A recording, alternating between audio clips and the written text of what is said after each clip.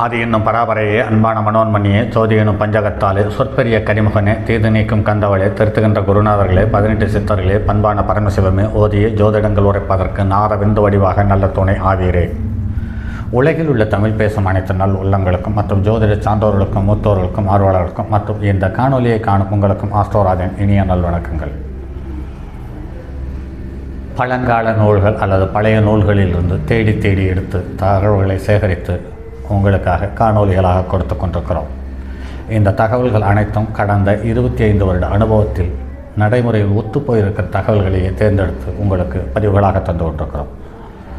என்னுடைய காணொலிகளை காணும் ஜோதிட ஆர்வலர்கள் மற்றும் ஜோதிடர்கள் யாராக இருந்தாலும் இந்த காணொலிகளை அடிக்கடி திரும்ப பாருங்கள். உங்கள் சுற்றியுள்ள சுற்றுமுற்றும் உள்ள ஜாதகங்களை சேகரித்து வைத்துக்கொண்டு நடைமுறையில் இதனுடைய தசாபுத்தி பலன்கள் இதை சந்திக்கும் பொழுது ஒத்துப்போகிறதா என்று பாருங்கள். நீங்கள் ஆகச்சிறந்த ஜோதிடராக மாறுவதற்கு ஒரு அற்புதமான பாதையாக என்னுடைய பதிவுகள் அமையும் என்பதில் மாற்றுக்கருத்தில்லை.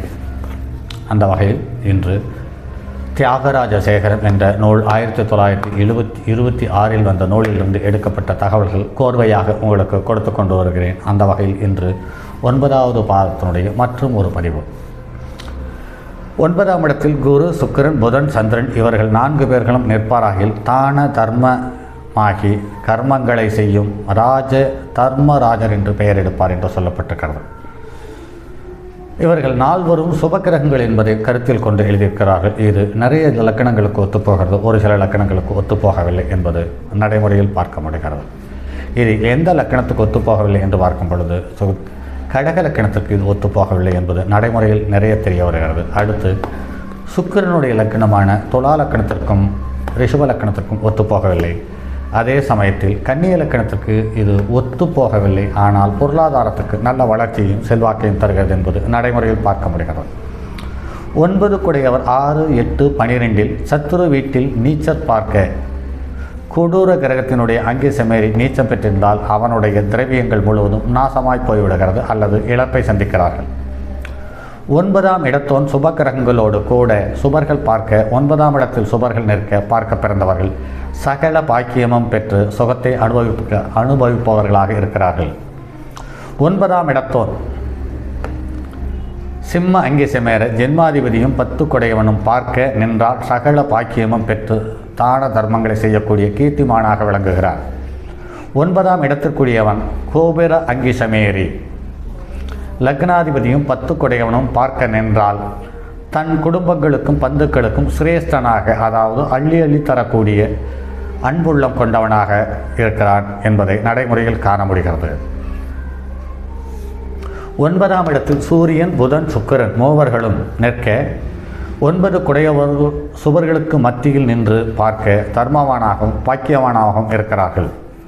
9ஆம் இடத்தில் எல்லா கிரகங்களும் இருக்க 9 குடையவனும் சூரியனும் கூடி 6, 8, 12 நிற்கார்.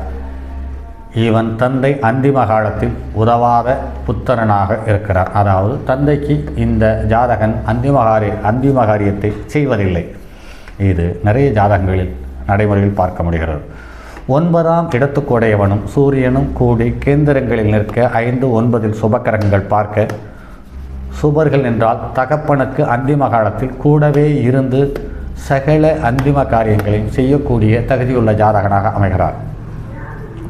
சுக்கிரனும் சந்திரனும் 4ஆம் இடத்துக்குடையவனும் 6, 8, 12 நின்றால் இவன் தந்தைக்கு இரவு காலத்தில் அதாவது ராத்திரியில் மரணம் சம்பவிக்கிறது என்று சொல்லப்பட்டிருக்கிறது. 5, 9 குடையவன் கேந்திர ஸ்தானங்களில் நிற்க சுபக்கிரகங்கள் பார்க்க நின்றால் இவன் தந்தைக்கு பகற்காலங்களில் மரணம் ஏற்படுகிறது. 9 குடையவன் வலிமை பெற்று சுவர்கள் வீட்டில் நிற்க பார்க்க நின்றால் தெய்வங்களை இகழாமல் அறிவை செலுத்தி ஜப தியானங்களை செய்வதன்றி மேலான தபசி என்றும் உலகில் வாழக்கூடிய தகுதியுள்ளவன்.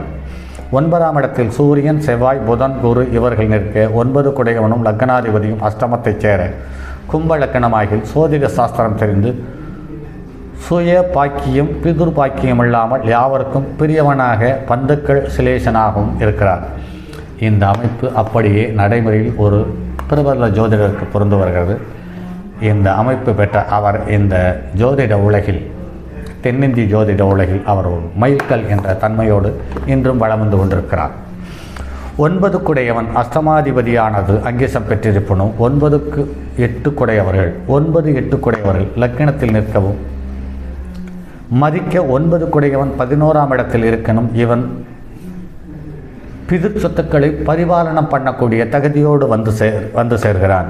9ஆம் இடத்துக்குரியவன் சுபக்கிரகங்களோடு கூடி கேந்திர கோணங்களில் நட்பும் ஆட்சியும் உச்சமும் பெற்றிருக்கும் பட்சத்தில் குரு கடாட்சம், ஞானம், கல்வி, குணம், தவம், ஒழுக்கம், தர்மம், ஐஸ்வர்யங்களை பெற்று சிறப்பாக வாழ்கிறார் என்று சொல்லப்பட்டிருக்கிறது. சூரியன் 9ஆம் இடத்தில் சூரியன் 9ஆம் இடத்திற்கு உடையவன். இவர்கள் பகை நேசராசியில் இருக்க இவர்களுக்கு குரு திருஷ்டி இல்லாமல் போக பாவக்கிரகங்களுடைய பார்வை பெறும்போது இவர்கள் உலகில் உள்ள அனைத்து சொந்தங்களையும், அனைத்து உறவுகளையும், அனைத்து மனிதர்களையும் நிந்திக்க தகுதியுள்ளவனாக அமைகிறான். சூரியன் 9 குடையவன். இவர்கள் பகை நேசராசியில் இருக்க கூடினும் பாவக்கிரகங்களுடன் கூடி திருஷ்டியானந்தம் பெற்றிருக்க சஷ்ட அஷ்டம வரியஸ்தானங்களில் இருப்பினும் இவன் பிதா வியாதியால் நொந்து சாவான் என்று சொல்லப்பட்டிருக்கிறது. 9, 2, 10ஆம் இடத்துக்கு உடையவர்கள் நட்பும் ஆட்சியும் உச்சம் பெற்று கேந்திர கோணங்களில் இருக்க இந்த ஜாதகன் ராஜயோகத்தை அனுபவிக்கிறான் என்று சொல்லப்பட்டிருக்கிறது. சரி நண்பர்களே, மற்றும் அடுத்தது ஒரு பதிவில் சந்திப்போம். அதுவரை உங்களிடமிருந்து விடைபெறுவது உங்கள் அன்பு நண்பன் எம் ராஜரத்தினம். இதில் நான் தரக்கூடிய பதிவுகளில் சொல்லக்கூடிய ஒவ்வொரு கருத்துக்களும் என்னுடைய நடைமுறையில் ஒத்துப்போன ஜாதகங்களை ஒப்பிட்டு பார்த்து அனுபவத்தில் சரி என்று தேர்ந்தெடுத்த பின்னரே அந்த தகவல்களையே உங்களுக்கு பதிவாக கொடுத்து வருகிறேன். இந்த காணொளிகளை காணும் நீங்கள் ஒன்றுக்கும் மேற்பட்ட ஜாதகங்களில் சேகரித்து வைத்துக்கொண்டு அவர்களுடைய தசாபுத்தி காலத்தை நினைவில் நிறுத்தி இந்த கிரகத்தினுடைய சேர்க்கை, பார்வை, தன்மை, அந்த ஸ்தானம் போன்ற விஷயங்களை ஒப்பிட்டு பார்த்தீர்களானால் நடைமுறையில் ஒத்துப்போவதை கண்கூடாக தெரியும் என்பதில் மாற்று கருத்தில்லை. சரி நண்பர்களே, மற்றும் அடுத்ததொரு பதிவில் சந்திப்போம். அதுவரை உங்களிடமிருந்து விடைபெறுவது உங்கள் அன்பு நண்பன் எம் ராஜரத்தினம். வணக்கம் நண்பர்களே. என்னுடைய அலைபேசி எண் 9788897999 மற்றும் எண் 9799199649. தங்கமான் வலுவோடேந்தி தன்மதி தலையில் கொண்டோன் மங்கையர் பதிக்கச் சொன்ன மாமொழி ஜோதிடத்தை இங்கு யாம் உரைப்பதற்கோர் இமை என்னும் பிழை வராமல் காக்க செங்கன் மால் மருகன் யானைச்சரன் பதம் காப்பதாமே.